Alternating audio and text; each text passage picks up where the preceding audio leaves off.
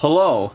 I recently got back from Too Many Games, and someone at the convention was selling a Game Boy Advance XL. So here I am playing Super Mario Advance while ignoring the emails from my bank warning me that my account balance is in the negative. Too Many Games has everything you'd want in a video game related convention experience. It is a free play room with a wide array of consoles set up, numerous video game competitions including Super Smash Bros., Fortnite, and Mario Kart 8, upcoming indie games being showcased, and of course, like every convention, famous internet people. I've been attending annually for 5 years now, and all that other stuff is just a bonus to the main reason I attend, the vendor room. Pretty much just a gigantic room of people selling old video games, aka my heaven. The amount of vendors in this single room leads to an unparalleled selection of video games. If there's a game you're looking for, it's likely somewhere in this room. However, even if you find that game, it all comes down to what you're willing to pay.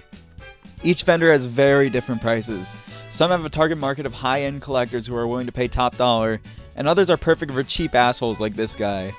Usually, I tend to look out for the vendors that seem a bit smaller and have a wider selection of cheaper games, rather than a large range of expensive ones. They're more likely to be the type of seller that is here to clear out some stuff, rather than make top dollar. Booths such as this one with everything on display are likely to have insane prices for the average con goer, but will make their sales with the hardcore collector looking for that one game they need for their collection. How much is that clay fighter? Oh cool, I didn't need my house anyway. Every year I put aside a decent amount of expendable cash so that I can buy what can only be quantified as a large amount of games.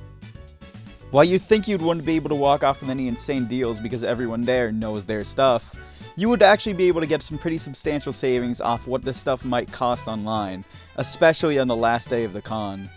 That's when vendors decide, trying to take this all back with me will kill me, and try to offload as much of their stock as possible. Some vendors end up having sales as good as buy two get one free, which can be incredible depending on what you purchase. And even if you don't buy anything, just seeing some of these rare games in person is amazing for the average con goer, as many of the rarest games in the world are located in just this single building. There were not one, but two Nintendo World Championship carts here, along with a $3,500 price sticker to remind you that yes, you are poor. Now in terms of what I actually bought, there's too much stuff to go over everything, so I'm just going to talk about what I'd consider notable. To start off with, 2 Virtual Boy games. The reason I bought these is because I already had 9 out of the 14 released games for the system before this, leaving me with only 3 games left to get. Also, inside the box for Virtual League Baseball were the manuals for Mario Tennis, Vertical Force, and Tetris CD, and I'm pretty sure I saw just the carts of these games at the booth, so oops. Kirby's Adventure and Kirby's Pinball Land. I already have both these games, but just as the carts, and for the price that these were at, I really couldn't say no. NFL Blitz Special Edition.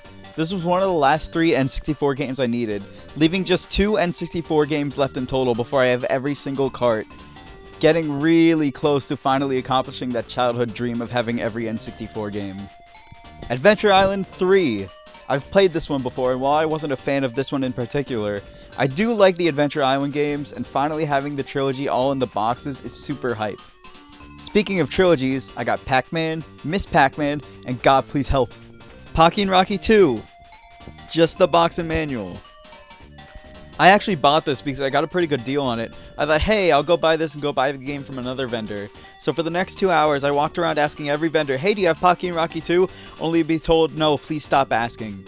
I was able to order the card online, so now I have Pocky and Rocky 2. I got a box for the Super Nintendo. A little damaged, but for $25 I couldn't say no. You may say, don't you already have a Super Nintendo box? Yeah, but it looks nice with my 3 other ones.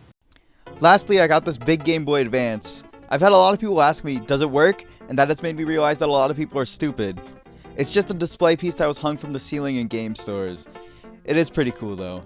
So yeah, that pretty much sums up everything I wanted to talk about with my experience at Too Many Games this year. I don't really know how to end this video, so here's my favorite cosplay that I saw.